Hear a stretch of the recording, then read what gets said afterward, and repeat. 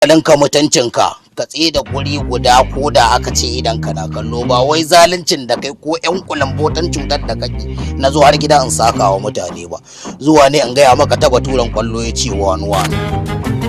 haushin kare kenan kai kasan shi dan abun aiki na ne a dawa.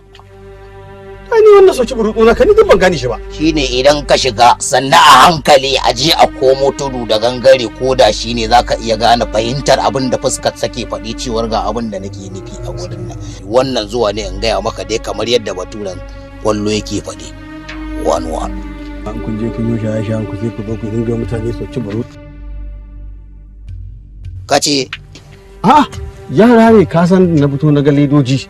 In suka sha ledar ruwan nan sai ka ruwan ga yawa. Na rantse da sarkin da ya busan numfashi idan na sake faɗa ka faɗa na mai da yawo kenan ka haɗi yawo billahi lazi la ilaha illa huwa sai na ciro sayi karfe kamu 4 ko 5 wallahi sai dai ka ji tambi na fus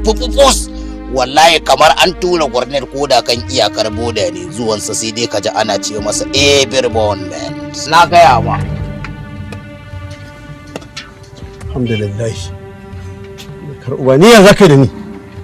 in dai ba yan dabar ka zaka je ka kwaso ku zo ku haike min ba Allah na tuba a shari'anci ba ka da ba kuɗin da zaka yi shari'a da ni kace me kace ni an na rena kasuwa ko sautu ba ne mata okay to ko za a yi bikin yadda ake sauke gilasan mota a gurin nan yanzu nan zaka ga an yi dauki ba daɗi da dandazo wallahi sai dai ka ji gilasai suna tarwatsi